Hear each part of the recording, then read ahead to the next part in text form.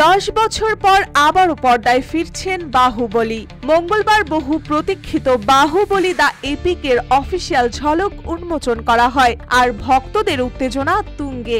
ঝলকে দেখা যায় মাহিষ্মতির রাজকীয় অভিজাত্য, আগের দুই সিনেমার স্মৃতিচারণ এবং নতুন কাহিনীর আভাস। বিশেষ করে প্রভাসের চিরচেনা বাহুবলী রূপকে ফিরে পাওয়ায় ভক্তরা আর অপেক্ষা সামলাতে পারছেন না।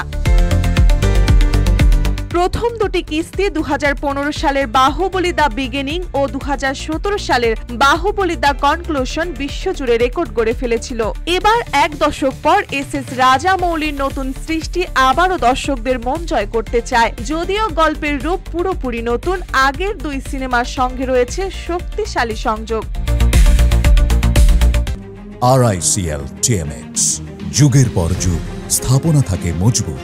বাহুবলী দ্য এপিকের সবচেয়ে বড় চমক হলো এর দৈর্ঘ্য 5 ঘন্টা 27 মিনিট। এটি কোনো সাধারণ এক্সটেন্ডেড কাট নয়, বরং এক অবিচ্ছিন্ন গল্প বলার চমৎকার প্রয়াস। দীর্ঘ সিনেমার এই বিষয়ত্ব দর্শকদের ধৈর্য পরীক্ষা করবে, তবে ঝলক দেখেই বোঝা যাচ্ছে সিনেমাটি ভক্তদের মন জয় করতে সক্ষম হবে।